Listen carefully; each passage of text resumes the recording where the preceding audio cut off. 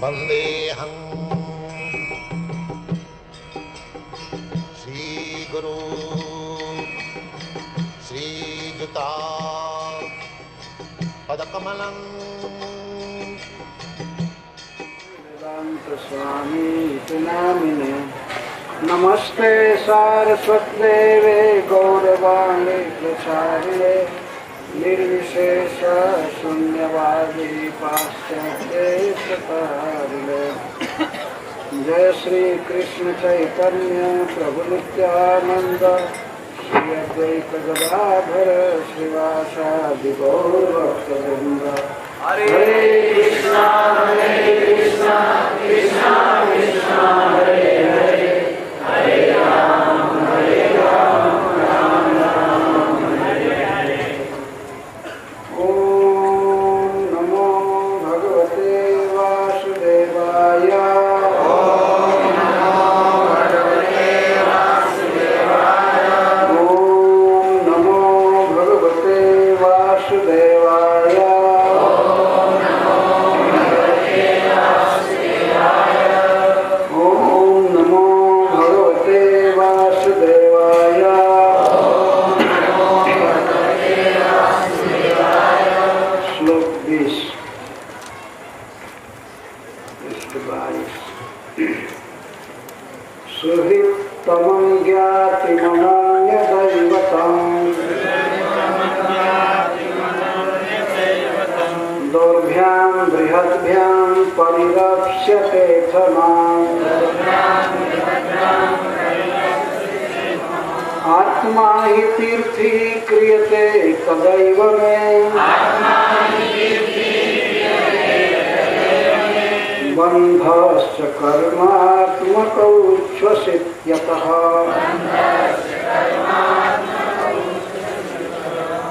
लब्धांगसंगं प्रणतं कृताञ्जलिं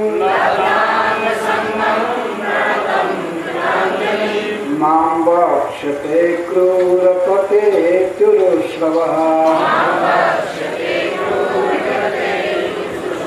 तदा वयं जन्मभृतो महीयसा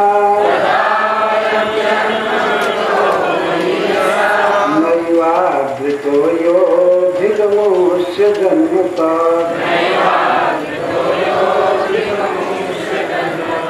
न तस्य कश्चिदयितः सुहृत्तमो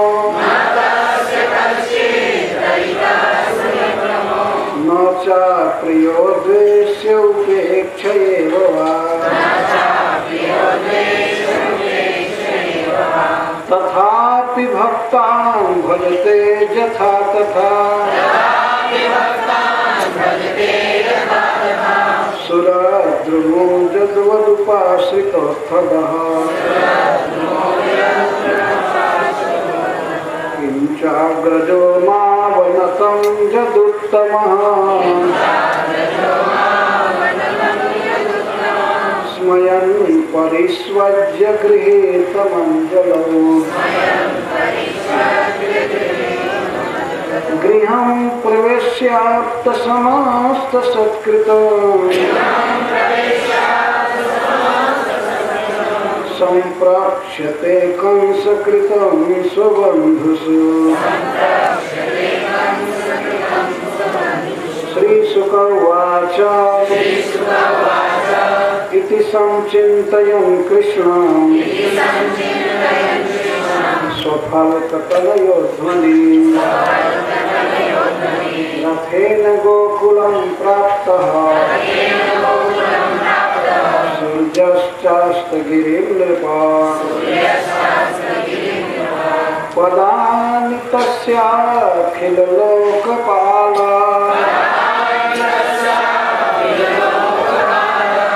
किरीटजुष्टामलपादरेणः ददर्श गोष्ठे क्षितिकौतुकानि विलाक्षितान्यब्जवाङ्कुशाद्यैः तद्दर्शनाहलादविवृद्धसम्भ्रमः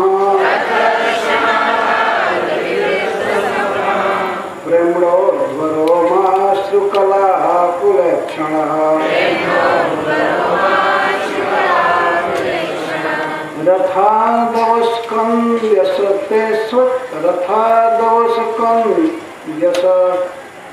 चेते स्वचेष्टता प्रभोरमूल्यं गृगजांस्यहो इति देहं भृतान्यानर्थो हित्वा दम्भं धियं शुचाम् संदेशाद्यो हरेर्लिङ्गा दर्शनाश्रमणादिभिः।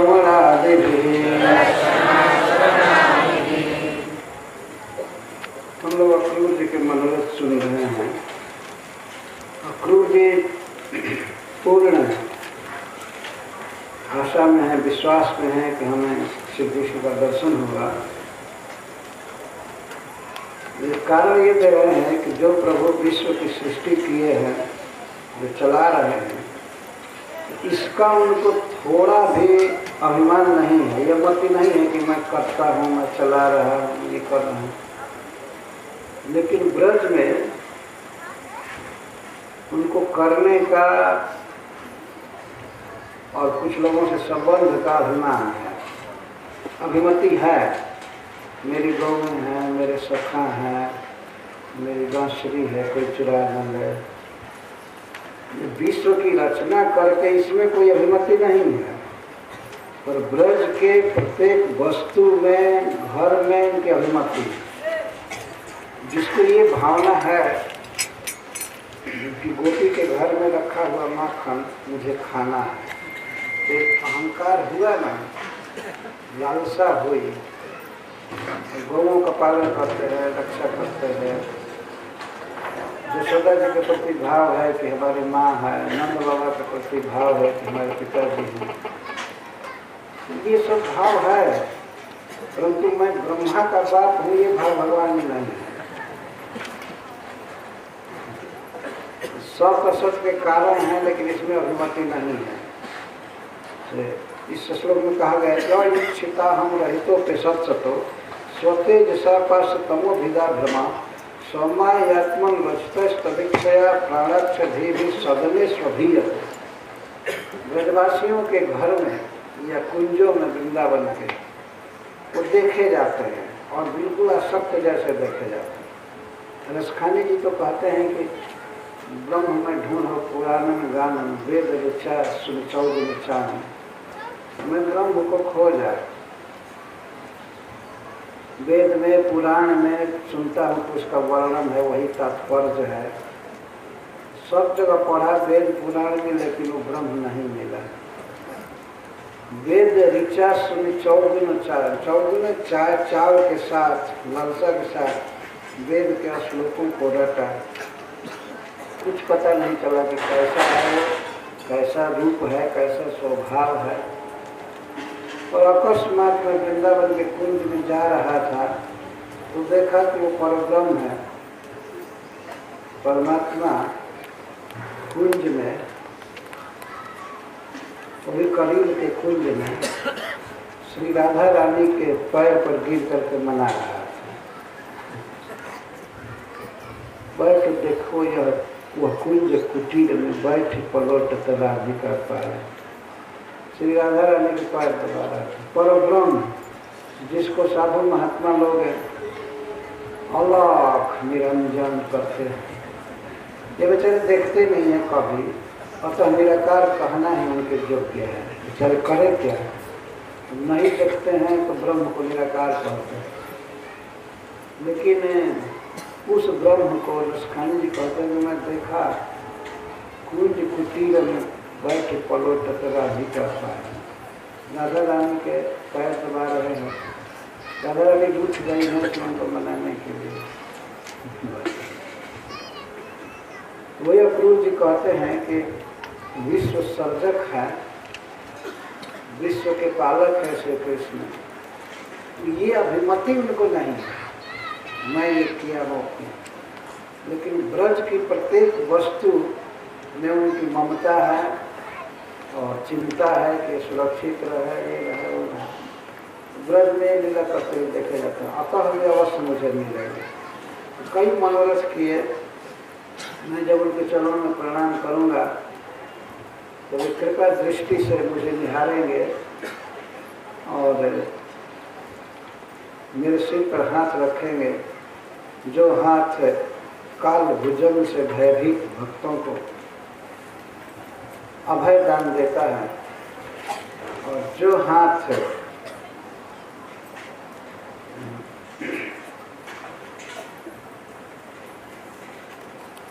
ऐसा उदार है कि उस हाथ में कोई कुछ देता है, दान देता है, भेंट देता है,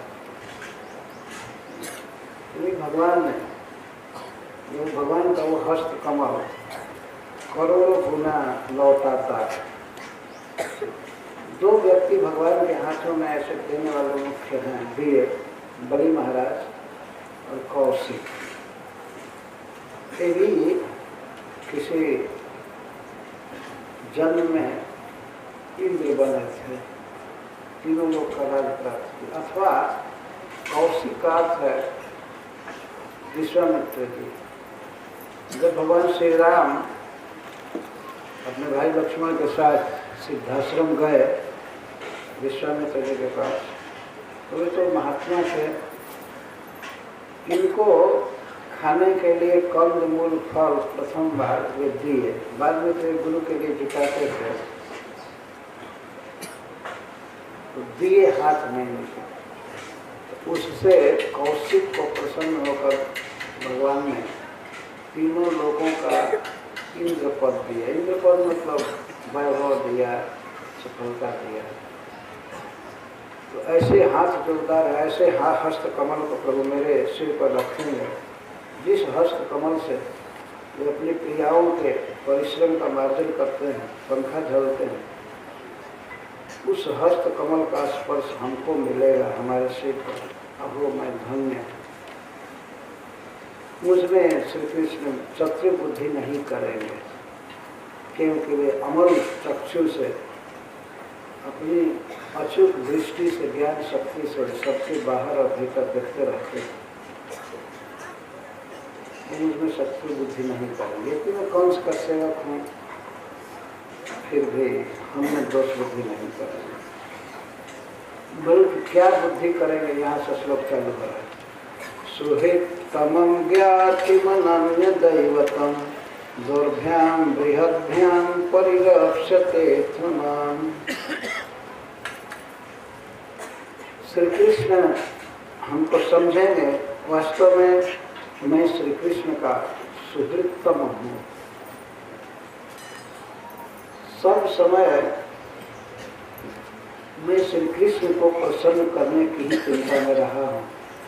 भले मैं बाहर से कंस की सेवा करता था, लेकिन मन में यही सोचता रहा कि श्री कृष्ण सुखी हों, श्री कृष्ण के माता पिता देवकी वसुदेव सुखी रहे, और श्री कृष्ण के जितने संबंधी हैं वो सब सुखी रहे। मैं उनका हितैषी हूँ, सुहृतम। कृष्ण हमको समझेंगे इस तरह से, ज्ञाति, और मैं उनके ही परिवार का हूँ, ज्ञाति हूँ, बंधु हूँ, एक ही जाति का और एक ही परिवार का एक मैं जन्मा हुआ हूँ, अनन्य दैवतम। और मेरे लिए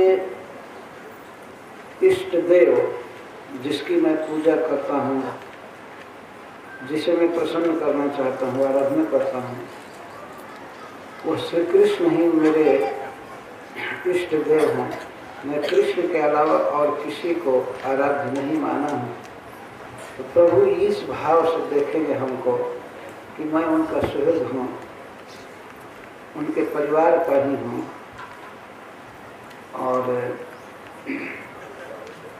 मुझे छोड़ करके या किसी अन्य की को आराध्य नहीं मानता है, मुझे प्रेम करता है। ऐसा भाव करके भगवान मुझे अवश्य केवल सिर पर हाथ ही नहीं रखेंगे, बल्कि अपनी बृहद भुजाओं से मेरा आलिंगन करेंगे। दोर्भ्याम बृहद्भ्याम परिरक्षते माँ। दोर्भ्याम का अर्थ दोनों बाहों से, दोर्भ्याम का अर्थ बाहों से, बृहद बाहु से आजान लंबित भुजा से मां परिरप्स्यते। पत्थर का अर्थ है सिर पर हाथ रखने के बाद अपनी अद्भुत सुंदर विशाल भुजाओं से मेरा आलिंगन करेंगे। सुहृतमं ज्ञाति मनन्य दैवतम दुर्भ्यम बृहद्भ्यम परिरप्स्यते समान। जब श्री कृष्ण मेरा आलिंगन करेंगे उस समय मेरा ये देह ये सबसे बड़ा तीर्थ बन जाएगा। स्वयं तो पवित्र हो ही जाएगा, यह इस देह को जो छुएंगे जो देखेंगे वे पावन हो जाएंगे। आत्मा ही तीर्थ ही क्रिय है। जिस शरीर को भगवान कृष्ण अपने भुजा में धरेंगे, रघुवीर जी कहते हैं कि अभी मैं पवित्र हूँ, कंस की सेवा में रहा हूँ, लेकिन फिर भी कृष्ण जब मेरा आलिंगन करेंगे, मुझे कृपा दृष्टि से देखेंगे, सिर पर हाथ रखेंगे, तो आत्मा ही तीर्थ ही क्रिय है। मेरा देह परम पावन हो जाएगा, गंगा जी के समान पवित्र हो जाएगा, तीर्थ बन जाएगा। बंधश्च कर्मात्मक उच्छ्वसिति अतः। और मेरा जो बंधन है कर्म बंधन, अविद्या का बंधन, यह बिल्कुल टूट जाएगा, छिन्न हो जाएगा भगवान के आलिंगन से। और इस तरह से लब्धांग संगम प्रणतम कृतांजलि मां बक्षते कुरु तते तुरुस्सवा। जब मेरा वे आलिंगन करेंगे तो मैं उस सुख से विभोर हो जाऊंगा, उनका संग अंग संग पाऊंगा। लब्धांग संगम, जब श्री भगवान के देह का, श्री शरीर का संग मुझे मिलेगा, स्पर्श मिलेगा, तो उसके बाद मैं फिर खड़ा होकर के ये बैठे बैठे प्रणत होऊंगा, उनके चरणों में प्रणाम करूंगा, कृतांजलि, और मैं हाथ जोड़ करके खड़ा रहूंगा या बैठा रहूंगा। तो उस समय श्री कृष्ण बोलेंगे, चाचा, तत्व का अर्थ चाचा, चाचा जी, और मेरे नाम बोलेंगे अक्रूर। अक्रूर का अर्थ निष्कपट, अक्रूर, यह नाम हमारा बोलेंगे। मां बक्षते अक्रूर, चाचा, चाचा अक्रूर। और अक्रूर नाम बोलेंगे श्री कृष्ण, क्योंकि अक्रूर नाम बहुत अच्छा है। न क्रूर इति अक्रूर, अक्रूर जो क्रूर नहीं है, कपटी नहीं है, धोखेबाज नहीं है, छली नहीं है, हिंसक नहीं है किसी तरह, वो है अक्रूर, बिल्कुल सीधा साधा और दया से परिपूर्ण व्यक्ति। तो जब श्री कृष्ण हमको बोलेंगे अक्रूर और मुझे चाचा कहेंगे, उस समय मैं सफल जन्मा हो जाऊंगा। यह स्नेहमय संबोधन सुन करके मैं धन्य हो जाऊंगा, मेरा जन्म सफल हो जाएगा। महीयसा, सबसे महान, सबसे श्रेष्ठ श्री कृष्ण द्वारा जिसको आदर नहीं मिला, श्री कृष्ण जिसको अपना नहीं कहे, जिसे स्नेह से प्रेम से श्री कृष्ण बात नहीं किए, ठीक मुझसे जन्म तक उसके जीवन को धिक्कार है। जो कृष्ण से संबंध नहीं जोड़ा, कृष्ण जिसको स्नेह से संबोधन नहीं किए, आदर नहीं किए, और दुनिया में वो किसी का संबंधी हो जाए, कोई भी आदर दे उसको, बड़ा पद मिल जाए, राजा भी बन जाए, कुछ भी हो, लेकिन श्री कृष्ण ने जिसको आदर नहीं दिया और अपना नहीं बनाया, तो उस व्यक्ति के उस जन्म को धिक्कार।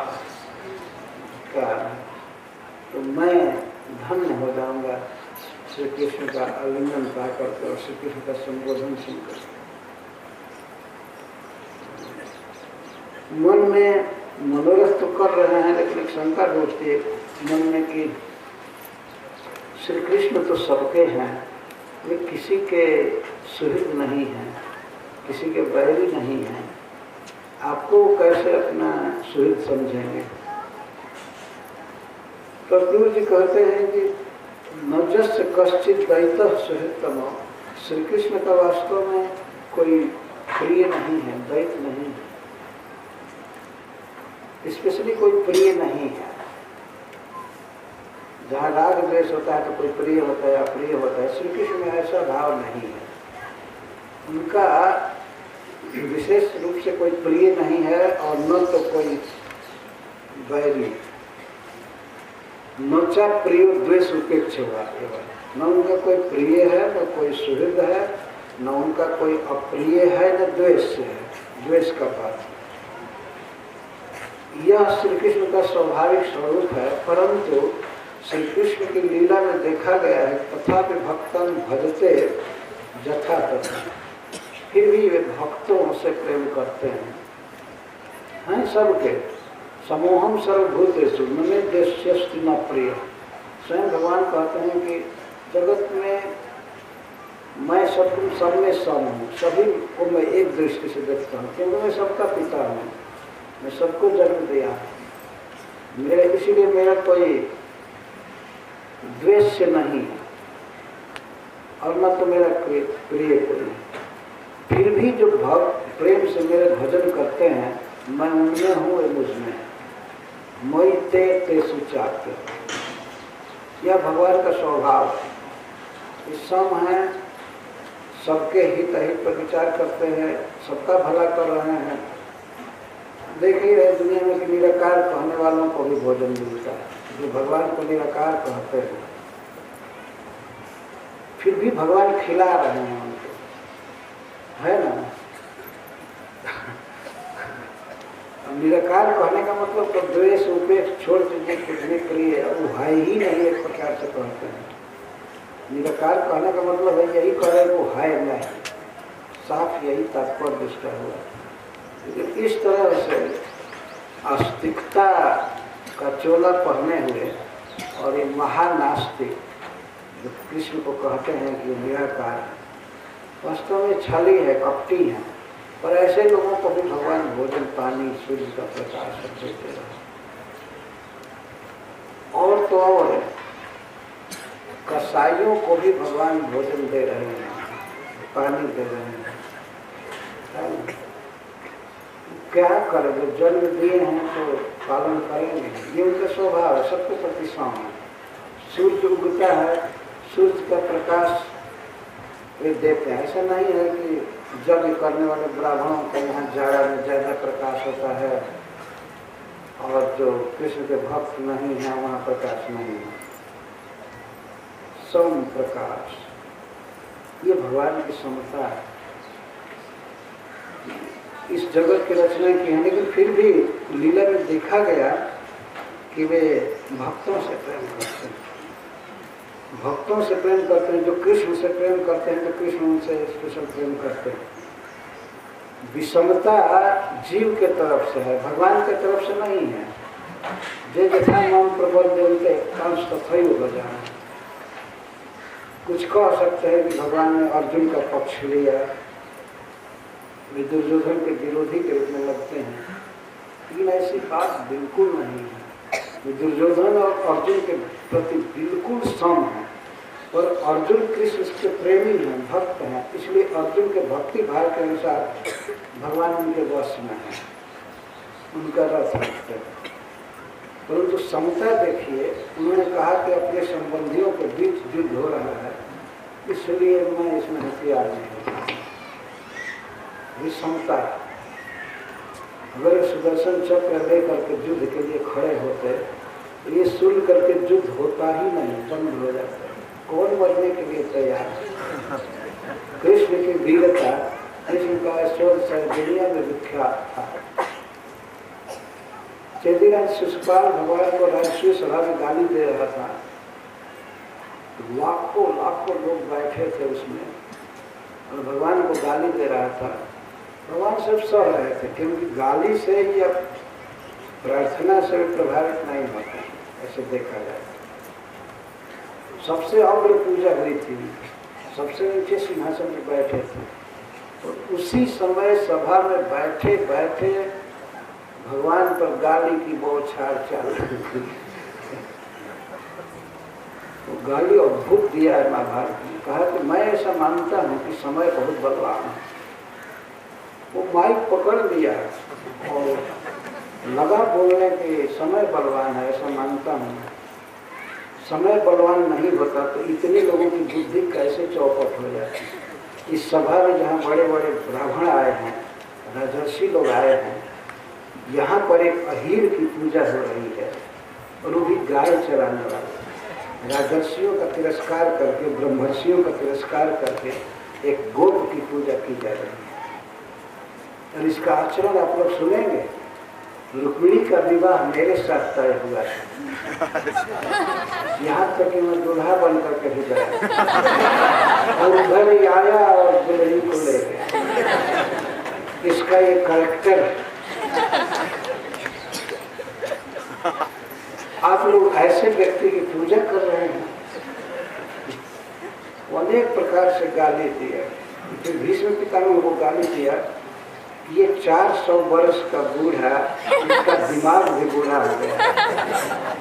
और भीष्म पितामह अनुमोदन किए थे कि हाँ ठीक है ठीक है ठीक है। अगर पूजा करनी है तो मैं तो कहूँगा कि इसी की पूजा कीजिए। ये धनुर्विद्या में पारंगत है, धनुर्विद्या में पारंगत है, बहुत बड़ा ज्ञानी है। पूजने लायक तो ये है। ये उल्टे कृष्ण को पढ़ रहा है पूजने के लिए। ये भी कृष्ण जैसा ही है।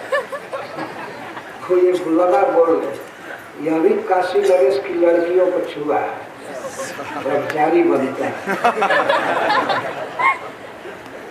काशी नरेश अपने भाई के लिए काशी नरेश की कन्याओं का अपहरण किए थे। तो जबरदस्ती चढ़ाने में हाथ छूते थे। तो वो कह रहा है ये ब्रह्मचारी है, ये क्यों इस लड़की को छुआ। आप लोग इसकी भी करामात नहीं जानते। इस तरह से बोलता, बहुत बात बोला, बहुत बात बोला। भगवान तो क्षमा के समुद्र है। भगवान बड़े आनंद ले रहे हैं, उनको कोई दुख नहीं हो सकता। लेकिन सभा में भगवान के भक्त जैसे भीम, अर्जुन आदि सुनने लगे कि इसको मार दिया जाए। भगवान ने देखा कि सभा में बहुत डिस्टर्बेंस हो जाएगा, अगर युद्ध होगा तो ये पूजा की सभा युद्ध सभा बन जाएगी। भगवान ने सबको रोका, अब नहीं आप लोग बैठे रहिए। और भगवान के चक्र से शिशुपाल के गर्दन को अलग कर दी। शांति पूर्वक सब काम किया, कोई भी डिस्टर्बेंस नहीं, शांति से सब कुछ हो गया। राजस्वी यज्ञ चल रहा है, जैसे ही हम लोगों का भागवत सप्ताह चल रहा है, इसमें भगवान का कीर्तन, भजन, पूजन सब हो रहा है। तो बहुत उत्कृष्ट कोटि का यज्ञ था, जिसमें साक्षात भगवान आराध्य थे और युधिष्ठिर महाराज जैसे भक्त राजर्षि यज्ञ करा है। सब बड़े बड़े लोग जुटे हुए। भगवान ने, और मैं ये कह रहा था कि दुर्योधन और अर्जुन में भगवान भेद बुद्धि नहीं करते, लेकिन जब दुर्योधन और अर्जुन की बुद्धि में भेद आता है, कृष्ण को दूसरे भीव से मानते हैं, कोई दूसरे भीव से मानता है, कोई अपना सखा समझ रहा है, तो सोच रहा है केवल साथ में कृष्ण के मैं रहूँगा, चाहे जीतूँ चाहे हारूँ, इसका मुझे कोई गम नहीं। कृष्ण के साथ मैं रहूँगा, कृष्ण का संग नहीं छोड़ूंगा। तो जहाँ एक औक्षणी सेना भगवान रखे थे एक पक्ष में, और एक पक्ष में अपने को भी निहत था, बिना अस्त्र के, और चुनना था। लेकिन भगवान ने एक अवसर दिया अर्जुन को सबसे पहले चुनने का,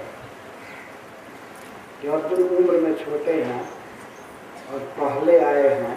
भगवान ने कहा इनको अधिकार है छोटे की इच्छा पहले पूरी करनी चाहिए। तो भगवान ने कहा कि मैं संबंधी हूँ, इसलिए मैं हथियार नहीं उठाऊंगा। अब रही सहायता की बात, एक तरफ मेरी नारायणी सेना रहेगी और एक तरफ मैं बिना अस्त्र ग्रहण किए सहायता करूंगा, वचन द्वारा चाहे जैसे भी सही। अस्त्र से मैं तो चुनने के लिए अर्जुन को कहा गया। देखिए, अगर दुर्योधन को कहा गया होता तो मान लिया जाता कि अर्जुन नहीं चुन पाए, इनका भाव दूसरा।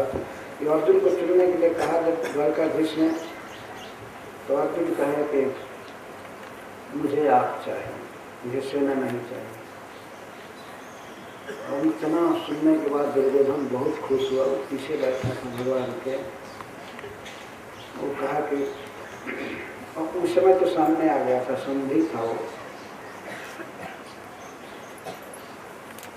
तो उसने कहा द्वारकाधीश सेनापति को आज्ञा दिया जाए, देर हो रही है, आखिर युद्ध की तैयारी करनी है।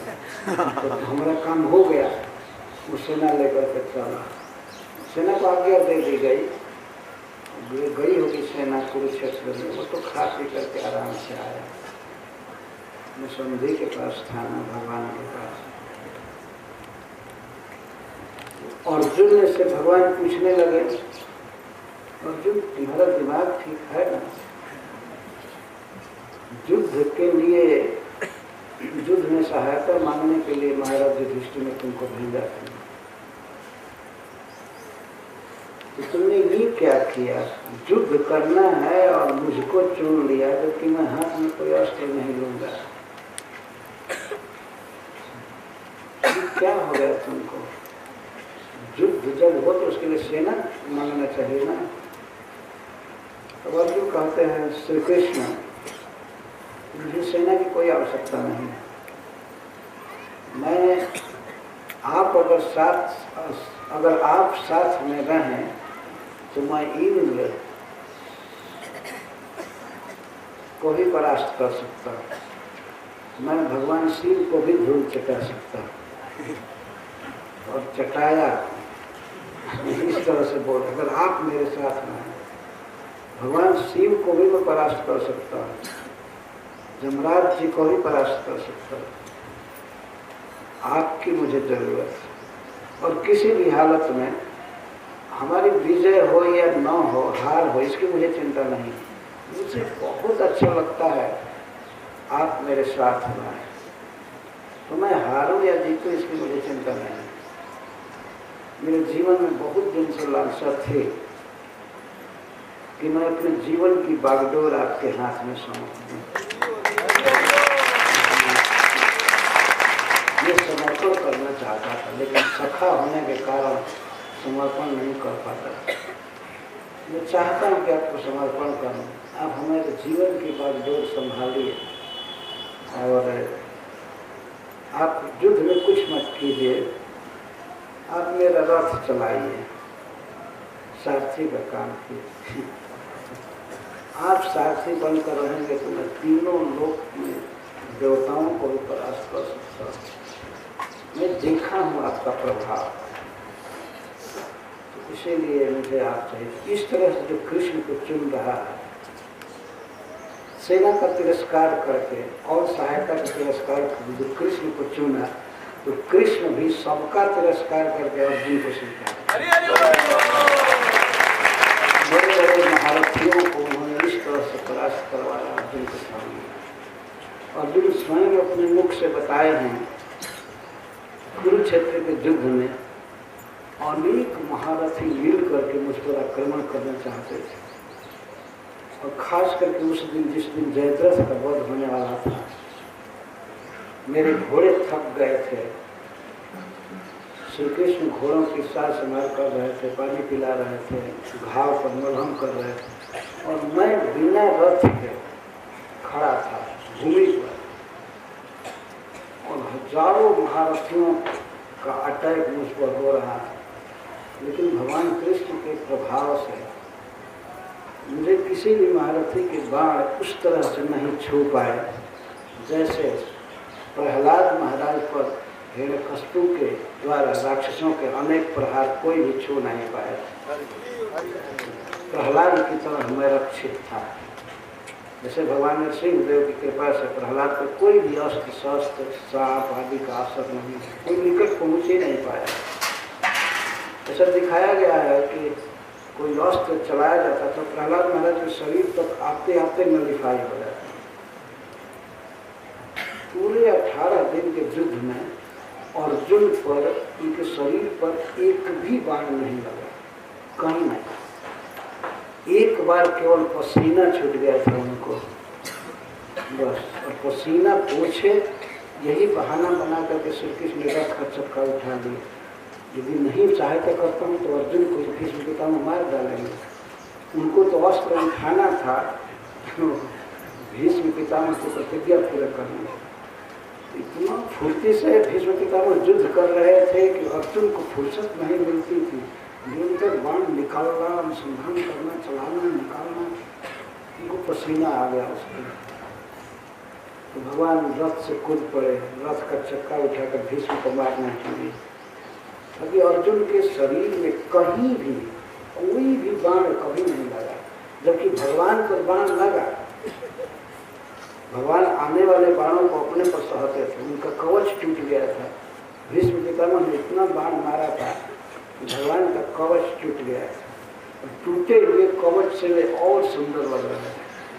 ये सुंदर आदमी फटा कुर्ता भी पहन लेते वे सुंदर ही लग रहा सुंदर की न सुंदर, और उनके शरीर से खून निकल रहा था। तीखे तीखे बाण मार करके भीष्म पितामह ने शरीर में भी छेद किया था। छिन्मय शरीर है भगवान का, नैनम छिन्नम विश्वस्तानी, कट नहीं सकता आत्मा, वो तो परमात्मा है। फिर भी ये भगवान की लीला है। भगवान क्षत्रिय के आवेश में थे, अतः क्षत्रिय पर कुछ बाण लगे तो उसको सुख मिलता है। भीष्म पितामह उनको सुख दे रहे थे, भगवान के भाव के अनुसार युद्ध कर रहे हैं। और समग्र युद्ध में अर्जुन स्वयं कहते हैं कि कहीं भी एक बार भी बाण नहीं लगा। और अर्जुन को विजय दिलाने में भगवान व्यग्र रहते थे। रथ को इतनी ढंग से हाँकते थे कि अर्जुन पर कोई प्रहार न लगे, कोई बात न लगे, और अर्जुन विजय, अर्जुन मार दे दूसरों को, लेकिन दूसरा कोई उन्हें न मारने पाए। विजय रथ कुटुंब, विजय का अर्जुन का रथ ही जिनका परिवार था, कुटुंब था, और कृष्ण के द्वारा भी लक्ष्मणीय। पर यह विषमता भगवान के तरफ से नहीं है, ये अर्जुन की भक्ति का प्रभाव है कि भगवान उनके वश में है, उनका सारथ्य कर रहे हैं। इसी तरह से अन्य भक्त भी हैं। तो अंकुर जी कहते हैं कि सबके प्रति सम्मान करना, कोई प्रिय है न अप्रिय है, न उपेक्ष है न द्वेष है, फिर भी भक्तों का उनके भाव के अनुसार भगवान पोषण करते हैं, उनसे प्रेम करते हैं। जैसे कल्प वृक्ष सम होता है, कल्प वृक्ष सम होता है, किसी के प्रति द्वेष उपेक्ष नहीं होता, लेकिन कल्प वृक्ष की शरण में छाया में जो व्यक्ति जाता है तो कल्प वृक्ष उसकी इच्छा को, उसके संकल्प को पूरा कर देता है। कल्प का अर्थ ही होता है डिजायर, इच्छा, डिजायर ट्री प्रभुपद जी लिखी है, कल्प तरुण, जो इच्छा के अनुसार हमारी अभिलाषा को पूरा कर दे, जो वृक्ष उसको कल्प वृक्ष कहते हैं। सूरज द्रुमा यहाँ पर अक्रूर जी कह रहे, देव वृक्ष कल्प वृक्ष की तरह भगवान हैं, जो आश्रय लेता है, जो भक्ति करता है, उसकी इच्छा को पूरा करते हैं, उससे प्रेम करते हैं। इसको कल्प वृक्ष कहते हैं, सूरज ध्रुव। तो श्री कृष्ण ऐसे सबके प्रति सम है, परंतु फिर भी जो उसका प्रेम से भजन करते हैं, उनकी भक्ति करते हैं, उनको विशेष रूप से प्रेम देते हैं, विशेष रूप से मानते हैं। अवश्य किसी के सुहित नहीं है, किसी के द्वेष नहीं है, शत्रु नहीं है, कुछ नहीं, कोई उनका शत्रु नहीं है, फिर भी वे हमसे प्रेम करेंगे, क्योंकि मैं उनका भक्त हूँ, मैं उनको अपना मानता हूँ, मैं उनसे प्रेम करता हूँ, इसीलिए हमसे प्रेम करेंगे। यह मनोरथ करके अब वे श्री बलराम जी से मनोरथ करते हैं। एक नमूना दिया गया है, जैसे श्री कृष्ण से मिलने का मनोरथ किए, वैसे बलराम जी से किए। और अंत में कहते हैं किंचाग्रजो मावनतम जदुत्तम। श्री बलराम जी जदुत्तम हैं, जदुवंशियों में श्रेष्ठ। तो अक्रूर जी सोचते हैं कि श्री कृष्ण हो सकता है कि अपने को गोप मानते हैं, इसलिए वो मुझे हो सकता है चाचा न कहें या हमारा स्वागत न करें, क्योंकि कृष्ण का जन्म गोकुल में हुआ, जन्म मथुरा में हुआ, लेकिन बच्चे को क्या पता है कहाँ जन्म हुआ बड़ा जिस दिन जन्म हुआ उसी दिन से तो गोकुल में रह रहा है। तो बच्चा बड़ा हो जाए तो यही सोचेगा ना कि गोकुल करना है, मैं गोप हूँ और गाय चरा रहा है, नंद बाबा के पुत्र के रूप में इसकी अभिमति है। तो हो सकता है अपने को गोप मान करके श्री कृष्ण हमसे ज्यादा प्रेम न निभा, पर याद करें पर जदुत्तम बलराम जी तो जादव हैं, कृष्ण भी जादव हैं, वसुदेव जी के पुत्र हैं, लेकिन वो कभी सोचते हैं कि नहीं सोचते हैं। अक्रूर जी ये बात विचार कर रहे हैं, तो गाय चराते हैं, ब्रज में रहते हैं, तो वो उनमें गोपाभिमान ही होता है, मैं गोप हूँ, मैं ग्वाला हूँ, यही भाव होगा कृष्ण का। पर श्री बलराम में तो ये भाव होगा कि मैं जादव हूँ, क्योंकि वे रोहिणी के गर्भ से जन्म लिए हैं, रोहिणी जी वसुदेव जी के घर रहे हैं, तो अग्रज किंच क्या इतना ही नहीं, किंच का इतना ही नहीं, अग्रज श्री कृष्ण के बड़े भाई जदुश्रेष्ठ श्री बलराम, जब मैं उनको प्रणाम करूंगा, अवनत रहूंगा, तो वे स्वयं मुस्कुराते हुए परिस्वज्य मेरा आलिंगन करेंगे, मेरा आलिंगन करेंगे, और उनके आलिंगन से बाद में बाहर आकर के जब मैं हाथ जोड़ करके उनके सामने खड़ा रहूंगा। श्री अक्रूर जी आलिंगन का मनोरथ कर रहे हैं, लेकिन जब श्री बलराम जी आलिंगन करेंगे तो ये सिकुड़ जाएंगे, दास दास से भाव है इनमें। अवनत होकर के मैं रहूँगा, मैं जब अंजलि बांधूंगा तो मेरे अंजलि को पकड़ करके अपने दोनों हाथ से गृहम प्रवेश्य मेरा हाथ पकड़ करके ले जाएंगे अपने घर, नंद बाबा के घर में श्री बलराम जी ले जाएंगे, और वहाँ ले जाकर के समस्त सत्कृतम आपको मैं समस्त सत्कार प्राप्त करूँगा, हमारा सत्कार करेंगे, उनको बैठने का आसन देंगे और हमें भोजन कराएंगे। अभी पारण नहीं हुआ था, एकादशी की शाम हो गई, नहीं द्वादशी, एकादशी को तो कंस से मंत्रणा हुआ था, द्वादशी को चले थे, चलते चलते शाम हो गई। वो मनोरथ कर रहे थे, रथ चला नहीं रहे थे, इसलिए घोड़े भी अपनी गति से चल रहे, कोई हाँक नहीं रहा है, तो रास्ता पकड़ा दिया गया है और धीरे धीरे जा रहे, इसीलिए शाम हो गई। तो सोच रहे हैं कि श्री बलराम जी हमारा हाथ पकड़ कर ले जाएंगे और घर में सब स्वागत करेंगे, जो एक अतिथि के लिए, पूज्य अतिथि के लिए स्वागत होता है सब करेंगे। और अंत में श्री कृष्ण हो सकता है कि गाय चराने में व्यस्त होंगे, गोप अभिमान है, लेकिन ये तो जादव समझते हैं अपने को, तो अवश्य हमसे पूछेंगे कंस कृतम स्वबंधु। बलराम जी जरूर पूछेंगे कि हमारे बंधुओं के प्रति, हमारे माता पिता या आपके प्रति, चर्चा के प्रति, स्वबंधुसु जादव बंधुसु, मथुरा में जो जादव रहते हैं उनके प्रति कंस क्या व्यवहार कर रहा है, इसको जरूर पूछेंगे। अगर पूछेंगे तो मुझे एक अवसर मिलेगा कंस का अत्याचार बताने का। कृष्ण हो सकता है कि न पूछें, गोप अभिमति में रहते हैं, गोप अभिमान में, लेकिन अवश्य श्री बलराम जी पूछेंगे हमसे कंस कैसा आचरण कर रहा है,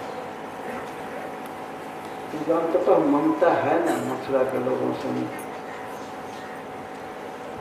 इस तरह से मनोरथ कर रहे हैं। जो मनोरथ श्री कृष्ण के साथ किए वही मनोरथ श्री बलराम जी के साथ भी कर रहे हैं, लेकिन इसमें कुछ विशेष वे जदुत्तम कृष्णाग्रज श्री बलराम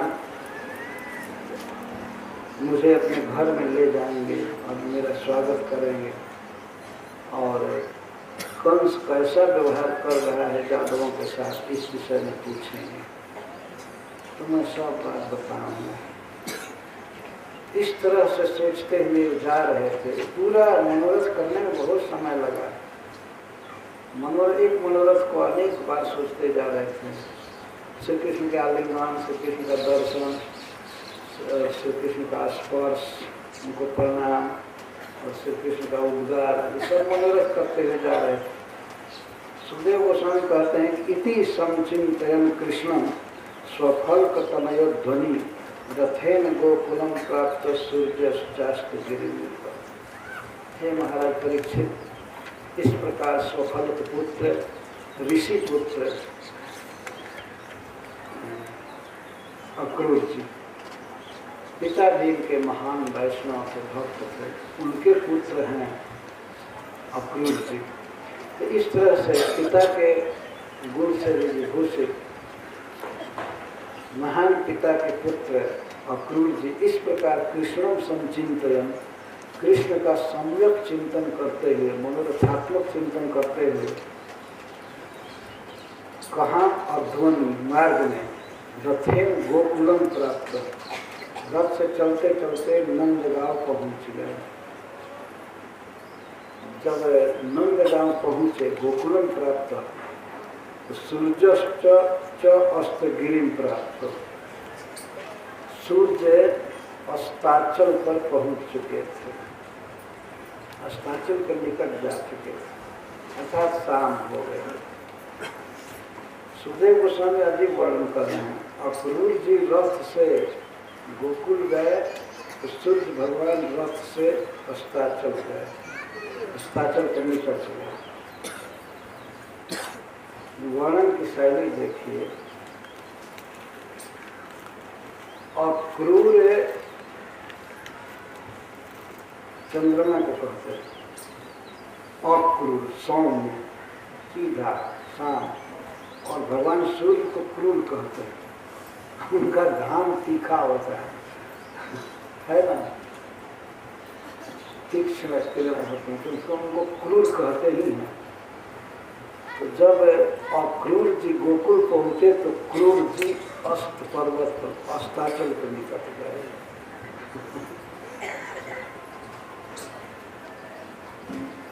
हरीश्वर जी कहते हैं कि जब अक्रूर जी गोकुल गए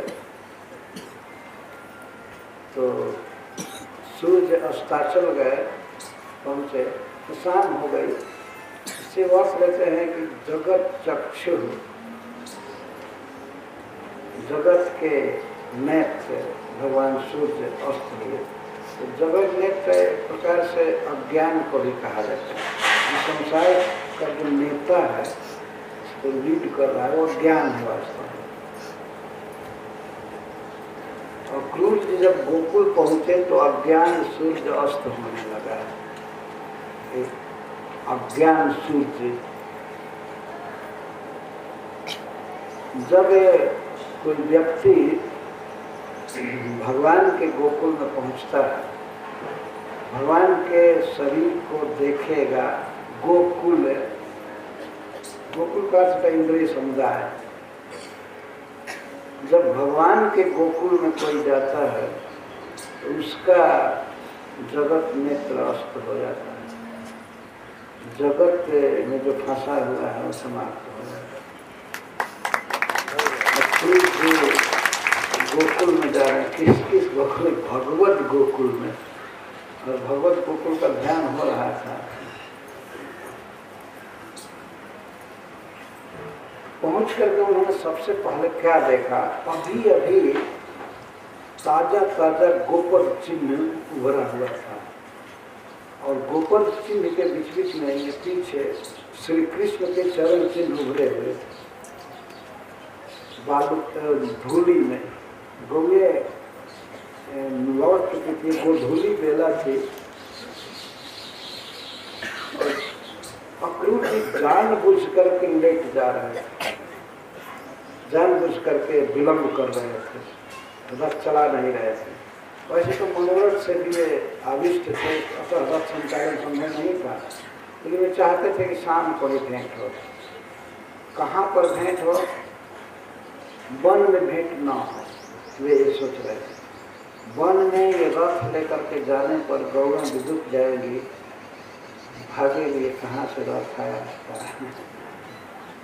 तो वन में रहने वाले पशु ये जीप, मोटर गाड़ी, कार देख करके भाग जाते हैं, अभी भी भाग जाते हैं। ये आवाज़ होती है और ऐसा रथ जाता तो गौएं भाग सकती है। श्री अक्रूर जी सोचे कि वन में नहीं जाना, तो रास्ते में भी भेंट नहीं करना है। श्री कृष्ण लौट जाएं और घर जा करके स्नान करके खूब फ्रेश वस्त्र पहन करके, माला पहन करके, और जब गोदोहन करवा रहे होंगे उसी समय दर्शन करना चाहते हैं। तो वन से थके मांदे आए, उनसे भेंट नहीं करना चाहते, क्योंकि चाहते हैं कृष्ण बलराम पहले खा पी लें, स्नान कर लें, खा पी लें, वस्त्र अलंकार पहन लें, गोदोहन के लिए जाए। तो वे गोदोहन नहीं करते थे, गाय नहीं धोते थे, एक बछड़ा पकड़ते थे, छोटे छोटे बछड़ा को पकड़ते थे धोने के लिए। तो उसी समय खीरा करने दर्शन करना चाहते थे। अभी सूर्य थे, सूर्य थोड़ा थोड़ा थे, तो यही उनका मनोरथ था। उस समय भेंट होते, सोचते हुए जा रहे थे, तब तक उन्होंने देखा पदानि तस्याखिल लोकपाला किरीट दुष्टामलपादरेणो ददर्श गोष्ठे क्षितिमोतुकानि विलासकानकुशास्यहि।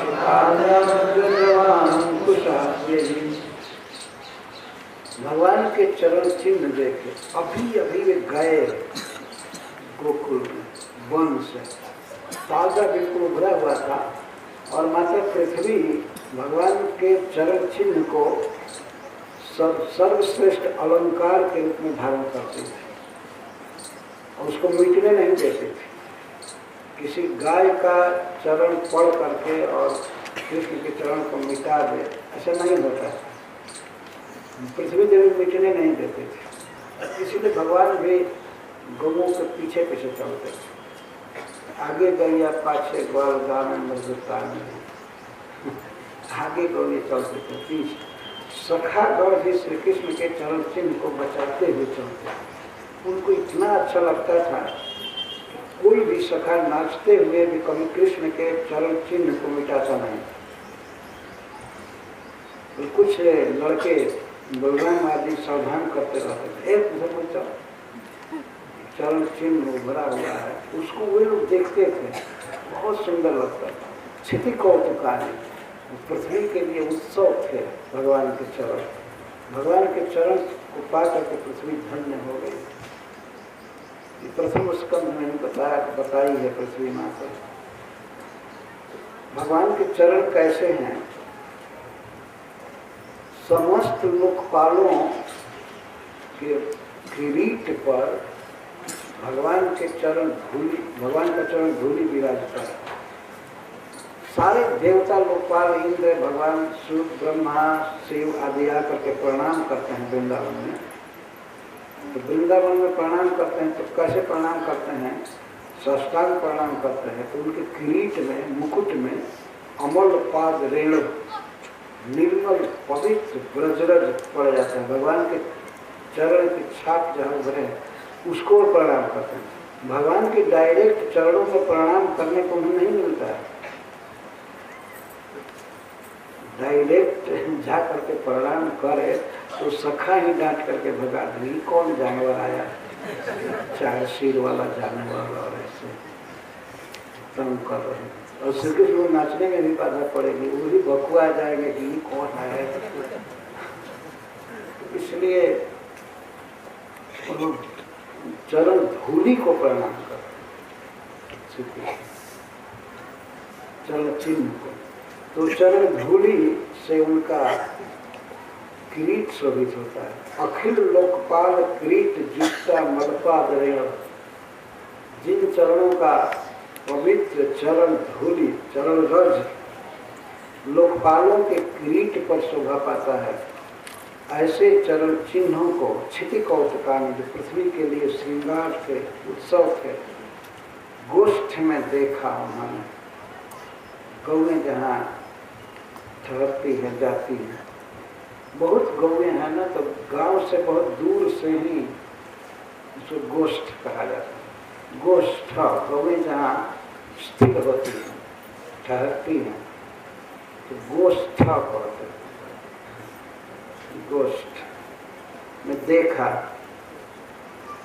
और रथ पर चढ़े चढ़े उन्होंने देखा, पहचान लिया कि ये चरण चिन्ह है।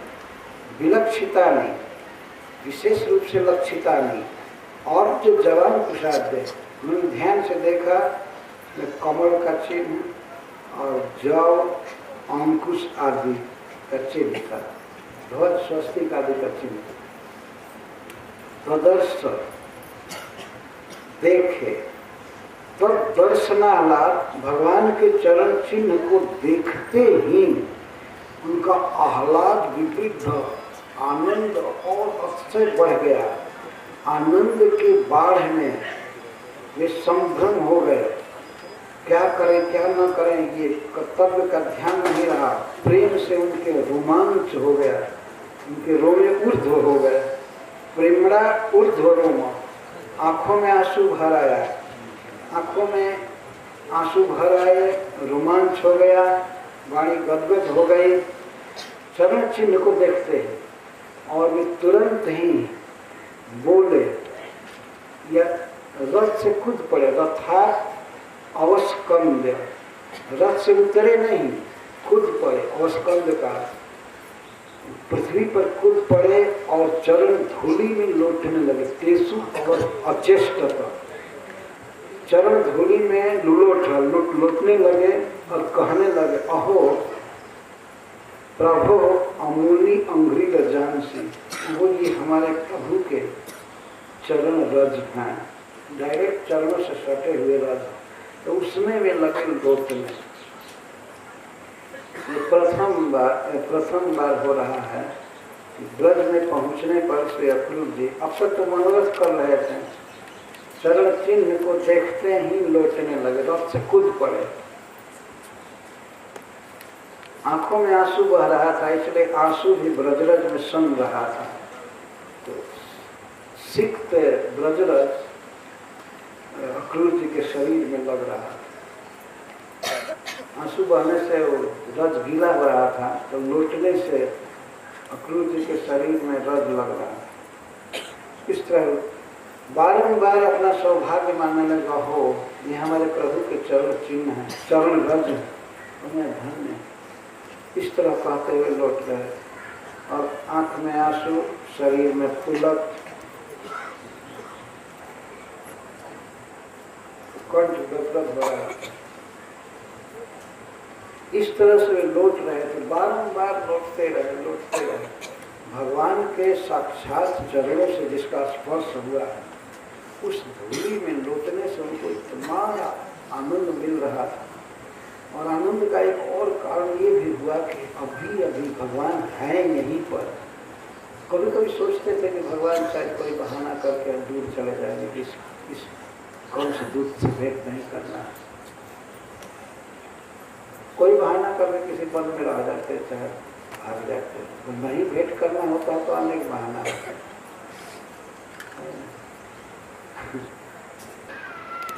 देहं भृतानि अनर्थो हित्वा दंभं धियं शुचम संदेशाद्यो हरे लिंग दर्शन समणादि। देह धारण करने वाले जीवों के लिए यान अर्थ, यही परम लाभ है, यही परम पुरुषार्थ है। जो दशा अक्रूर जी की है, ऐसी दशा होना, ऐसी मानसिक स्थिति, मनोरथ, और वचन और शरीर इस तरह से ब्रजरज में लौटे, यही है देह भृतान अर्थ। देह धारण करने का यही लाभ है। कथा कहते कहते कमेंट दे रहे हैं सुखदेव गोस्वामी, अक्रूर जी को दृष्टांत करते हैं। ऐसे वाक्य बहुत कम जगह पर हैं सुखदेव गोस्वामी। जो अक्रूर जी की दशा हुई, कंस का संदेश लेकर के जब वो चले, संदेश से लेकर के कृष्ण के चरण चिन्ह को देखना, उनका दर्शन करना, इस बीच में जो दशा हुई, कृष्ण के चरण चिन्ह दर्शन करके और रास्ते में जो मनोरथ आदि कर रहे थे, यह जो दशा हुई, यही दशा जीव की होनी चाहिए। यही है देह धारण करने का फल, अर्थात देह का लाभ यही है। यही है देह धारण करने का। इस तरह का मनोरथ चिंतन, मैं ऐसे कृष्ण से मिलूंगा, कृष्ण मेरे सिर पर बांध रखेंगे, मेरा आलिंगन करेंगे, मैं कृष्ण के साथ ऐसे बैठूंगा, श्री बलराम जी मुझसे समाचार पूछेंगे, कृष्ण मुझे चाचा कहेंगे, कृपा दृष्टि से देखेंगे। तो जीवन में ऐसा मनोरथ पूरे जीवन तक हो, यही है जीवन धारण करने का फल। ज्ञान अर्थ बस इतना ही लाभ है। हित्वा दम्भम भियम सूचा, भय दम्भ छोड़ करके, भय छोड़ करके और शोक छोड़ करके जो अक्रूर जी ने ये किया, इस प्रकार की भक्ति, यही है जीवन का फल। अक्रूर जी जो कर रहे थे, मनोरथ कर रहे थे और जा करके ग्वाले के चरण धूलि में लौट रहे थे। एक महामंत्री होते हुए, एक राजा के यहाँ बहुत बड़े पद पर होकर के रथ से आए हैं मथुरा जैसे, और यहाँ आकर के एक गोप के चरण धूलि में लौटना, दम्भ उन्होंने छोड़ा, दिखावा नहीं था उनके जीवन में। अच्छा, इसके लिए नहीं लौट रहे थे कि लोग कोई देखे और कहे कि बहुत बड़ा भगत है, बहुत बड़ा भक्त, दिखाने के लिए नहीं लौट। प्राय दोष होता है, जो भक्त होते हैं तो भक्तों में बात आती है लोग देखें कि हम भक्ति कर रहे हैं, है ना। यदि भक्ति नहीं करने से अच्छा है, ऐसी भावना हो भक्ति दिखाने की, तो वो सबको बेटर है।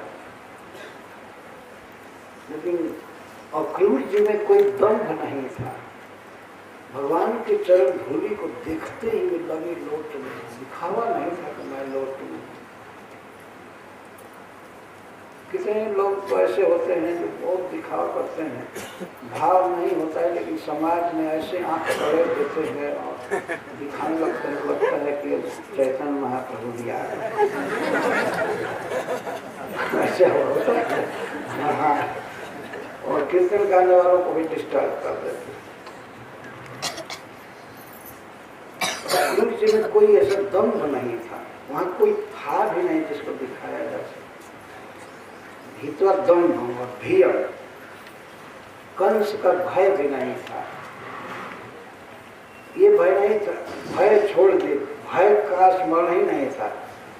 ये भय की बात होती नहीं कि भाई कंस पता लगा लेता किसी तरह से कि मैं इसको भेजा कृष्ण बलराम को लाने के लिए, और वहाँ उन दोनों के चरण धूलि में लौट रहा है, तो उनके परिवार को कत्ल करता पड़ा अक्रूर जी के। वो वहाँ ब्रज में जाकर भक्ति कर रहा है, तो पहले इन लोगों को यहाँ फांसी चढ़ा, और बाद में उनको उनकी भी छानबीन करके इंक्वायरी करा करके बुलाता और उनको भी मारा। इसका कोई भय नहीं था, दम्भ नहीं था, भय नहीं था, और शोक नहीं था। शोक नहीं था कि अभी परिवार के लोग छोड़ दे, इस तरह से कृष्ण के लिए दीवाना हो गया, न पद भी नहीं देखता है ये, तो परिवार भी छोड़ सकता है। परिवार का या शोक का अर्थ है कि कंस परिवार को मारेगा, ये शोक नहीं रहा। शोक भय दम्भ बिल्कुल नहीं, पूर्ण प्रेम के वशीभूत होकर के चरण धूलि में लौट रहे। तो इस तरह से कोई भक्ति करे, कृष्ण का चिंतन करे, ब्रजरज में लौटे,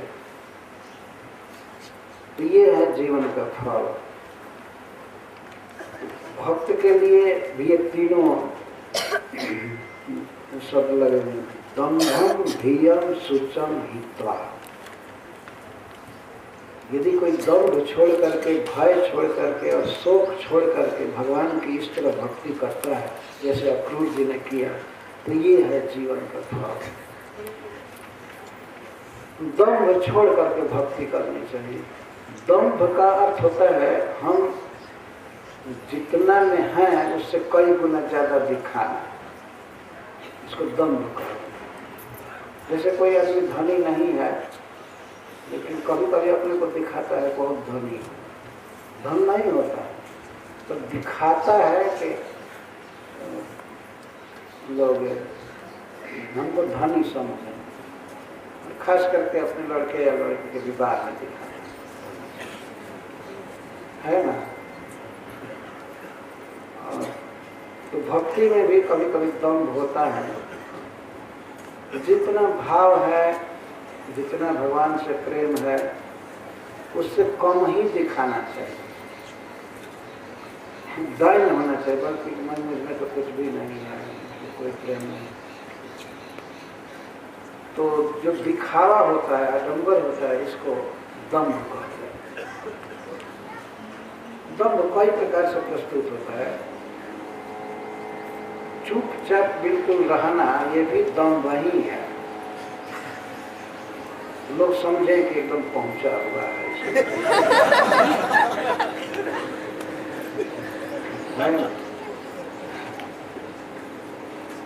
कई लोग मौन ले लेते हैं। मौन, कोई कीर्तन नहीं, कोई जप नहीं, भागवत पाठ नहीं, भगवान की स्तुति नहीं, बस चुप रहना ही बहुत भारी सफलता है। वो भी है एक सफलता। सफलता ये है कि नॉनसेंस नहीं बोलते, ये भी अच्छा है, संसारिक बात नहीं बोलते, लेकिन पॉजिटिव तो कुछ किया नहीं। निगेशन जो है वहाँ तक तो ठीक है भाई, व्यर्थ बात नहीं बोलना, लेकिन पॉजिटिव जो बोलना चाहिए, भगवान का नाम जप कीर्तन करना, ये तो नहीं कर रहा है। लोग ये दिखाते हैं कि कीर्तन करने वाले, बखेड़ा करने वाले, बोलने वालों से मैं बेहतर हूँ। दिखावा है वास्तव जीवन में। और कीर्तन करने वाले दिखावा करते हैं कि अब मैं नीरज ही हो गया है ना।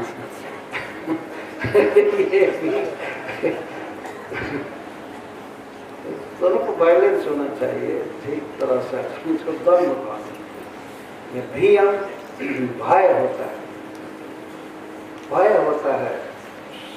श्रवण शब्द आया है, श्रवणादि भी भय होता है।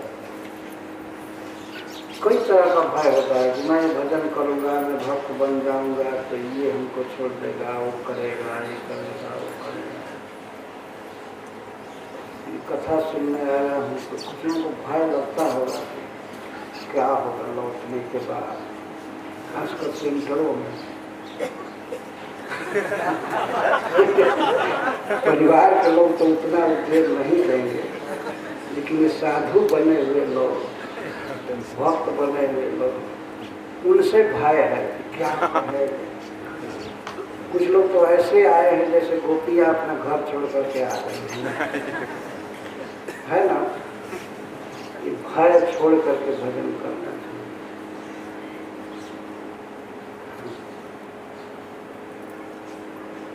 और सुचम शोक,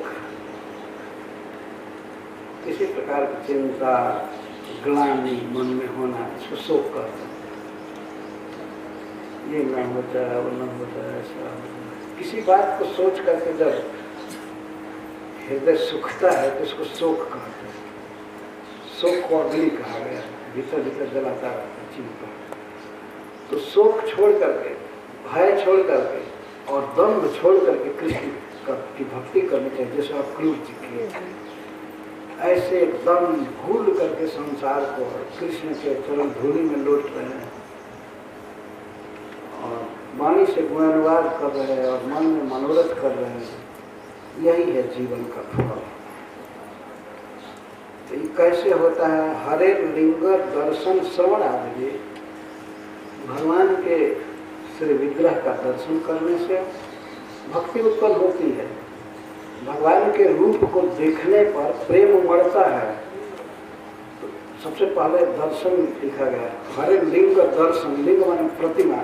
यहाँ अक्रूर जी के लिए चरण चिन्ह दर्शन है।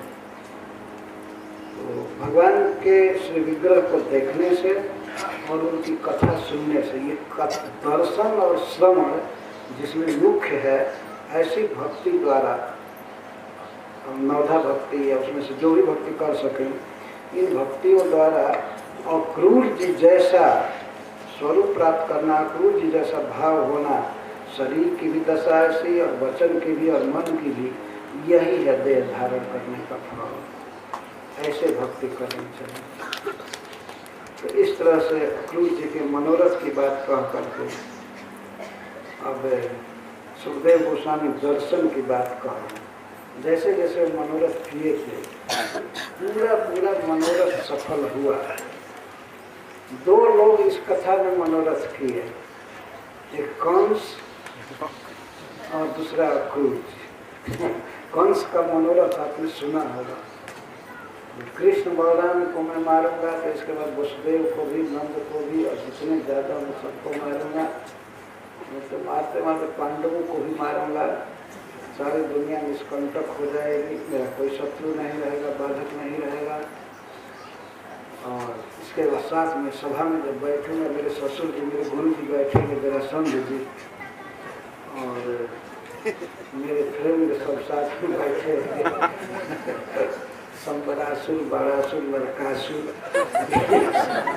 तो बैठेंगे। इसके बाद तो फिर सामने कौन होगा, मैं मौज लूंगा या नहीं करूँगा। और बेचारा जिस दिन मनोरथ कर रहा है उसके तीसरे दिन खत्म होने वाला है, कोई मनोरथ पूरा नहीं हुआ। भक्त का मनोरथ देखिए, भक्त का मनोरथ पूरा होता है, होता है, होता ही है।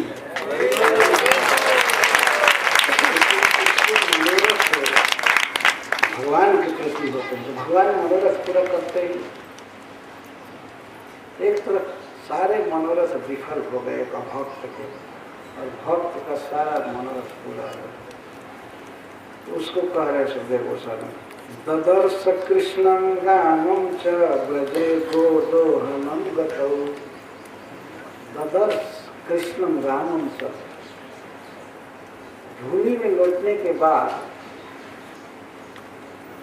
वे कुछ देर के बाद भाव शिथिल हुआ, दर्शन की अभिलाषा बढ़ गई, तो धूल झाड़ करके रथ पर चढ़े। वे सोचे कि श्री कृष्ण भी ये विचार करें कि कहाँ से धूल में लौट करके आए, तो अपने भाव को छिपाने के लिए धूल पोंछे, भाव को छिपाने के लिए, और अपना जो भी वस्त्र मुकुट था सीधा किए। तो प्रेम में गड़गड़ मन हो रहा था, स्वरूप आदि सब अस्त व्यस्त हो गया, अलंकार हो गया। तो वे ठीक किए और इसके बाद रथ पर चढ़, रथ पर चढ़ करके जाना इनके लिए स्वाभाविक था। भगवान की प्रसन्नता के लिए रथ पर चढ़ करके जा रहे तो गए। रथ पर चढ़े चढ़े गोदोहन में, खिड़क में देखे गाय दुहवाते हुए श्री कृष्ण और बलराम को। तो सबसे पहले कृष्ण को देखे।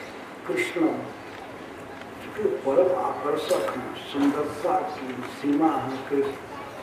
कृष्ण रामम च, और इसके बाद श्री बलराम जी को च, और कृष्ण रामम च, राम को देखे, कृष्ण को देखे और श्री राम को देखे। कहाँ पर देखे? गोदोहन गतौ, गोदोहन में गए थे।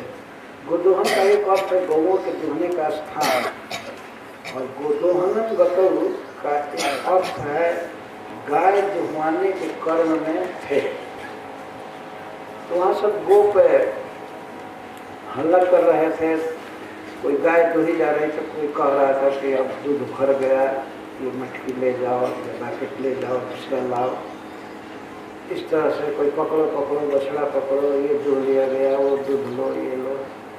तो श्री कृष्ण गाय दुहवा रहे थे, कई गाय दुहवा चुके थे।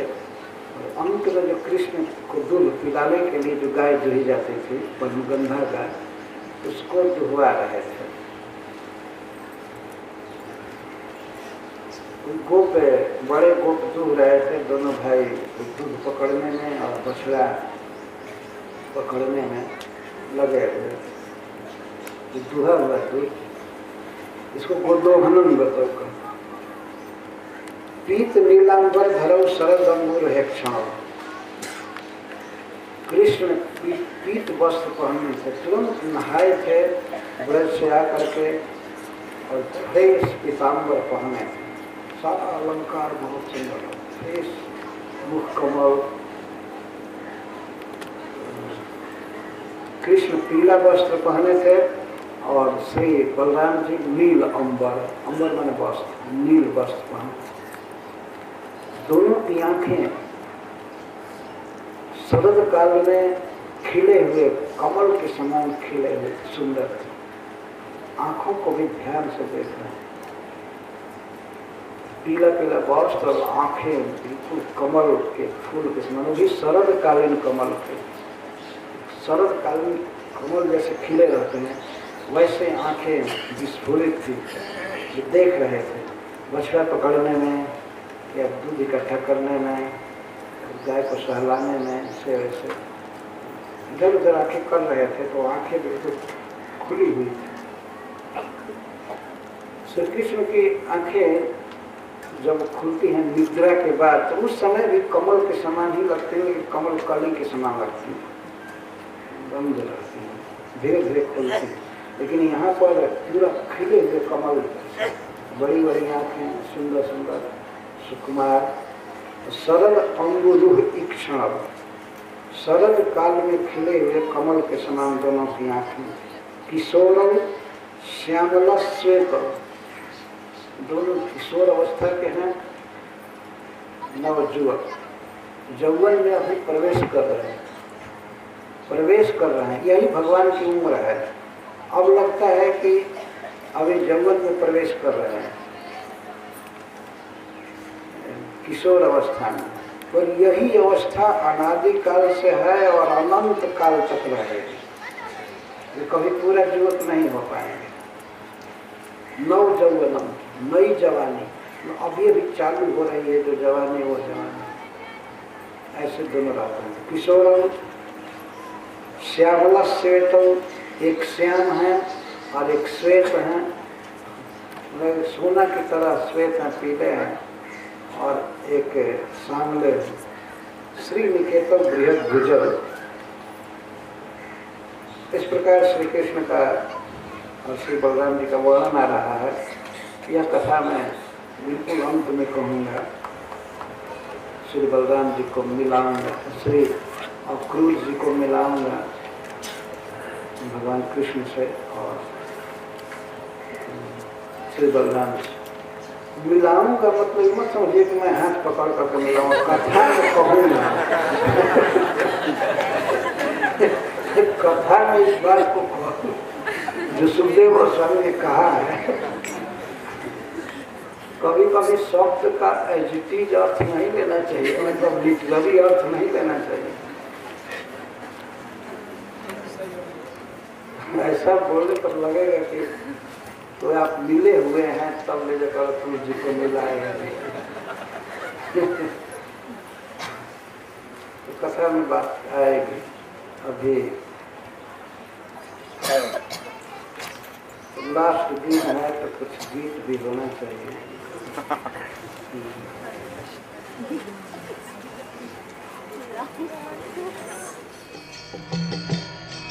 Hare Krishna,